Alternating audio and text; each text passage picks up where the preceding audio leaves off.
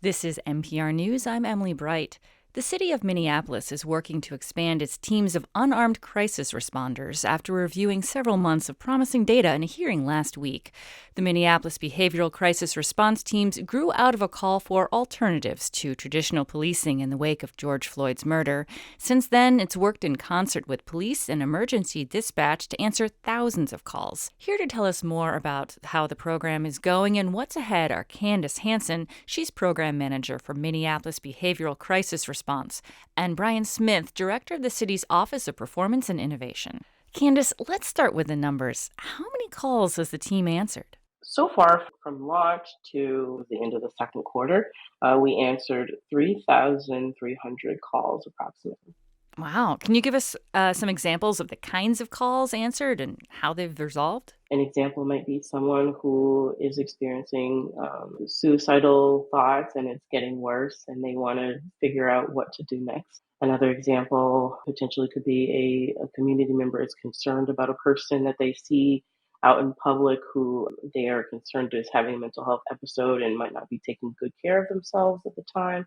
Some of these calls might be resolved by the VCR coming out and talking with the person about their needs and then going from there with the best course of action that could be taking them to a safe place or with a family member, a loved one who is supportive. And then another option could be connecting them with a provider that already exists in their life, or it could be taking them to a hospital if their symptoms are severe enough.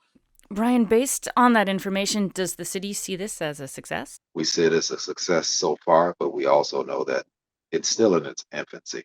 From a budget perspective, is the city seeing the return on investment that it wanted? What we're getting for approximately $3 million a year for comprehensive public safety, I think we're getting a lot for the investment that we put in thus far. Candace, 3,000 calls. Sometimes it's the middle of the night, a lot going on. Have the responders been able to stay safe? Have things gone smoothly? Yes, actually, that's one of the things that has been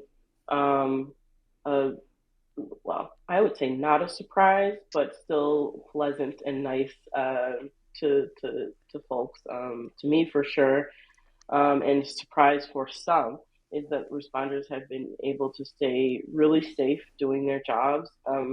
They have really great instincts, first of all, and also our training focuses on safety in a lot of different ways, not just safety with like physically protecting ourselves, but also safety with kind of keeping a situation de-escalated. How do you want to see the program grow and evolve?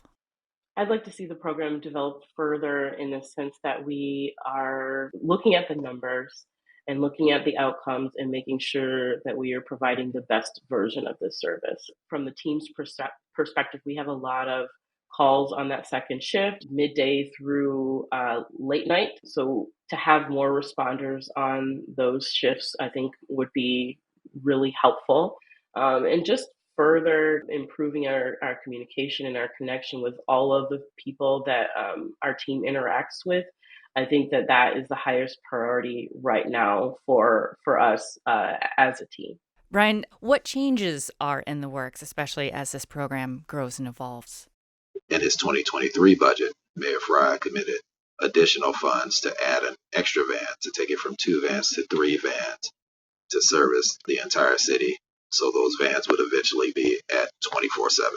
And the plan is also for the 2024-2025 budget to get that up to 4 vans and then 5. So we want to get to a place where we have at least 1 van per precinct. That's a commitment that we've had. And it's something that the police department is also supported because of the amount of help that BCR is actually giving to the community, and it takes that much of a burden off of MPD to have to respond to calls that they're technically not trained to respond to, and they'd rather have BCR doing it and partner with them when necessary.